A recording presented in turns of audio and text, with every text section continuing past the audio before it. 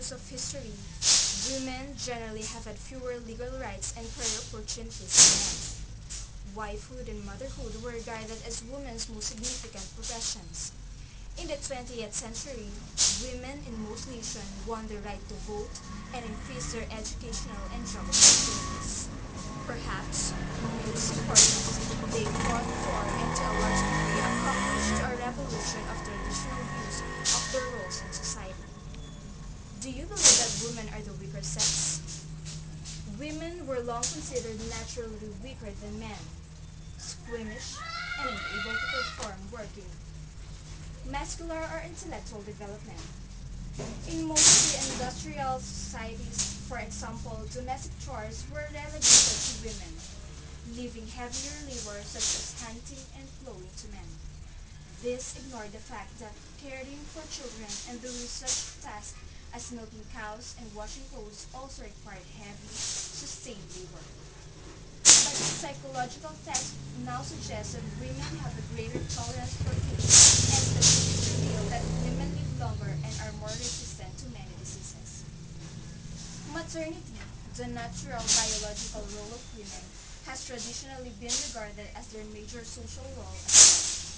The resulting stereotype that a woman's place in the home has largely determined the ways in which women have expressed themselves. Today, contraception and in some areas legalized abortion have given women greater control over the number of children they will bear.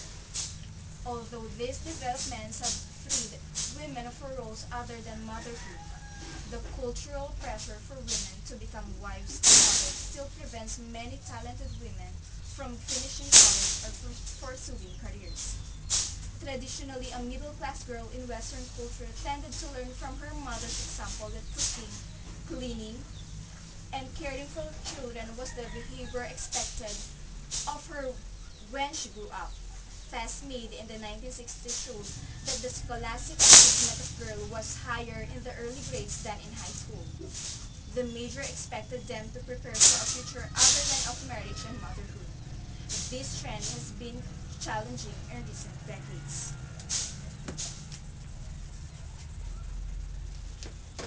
Formal education for girls historically has been secondary to that for boys. In colonial America, girls learned to read and write at dame schools. They could attend the master's school for boys when there was room, usually during the summer when most of the boys were working. By the end of the 19th century, however, the number of women students had increased greatly. Higher education, particularly, was broadened by the rise of women's colleges and the admission of women to regular colleges. In 1870, an estimated one-fifth of resident college and university students were women. By 1900, the proportion had increased to more than one-third.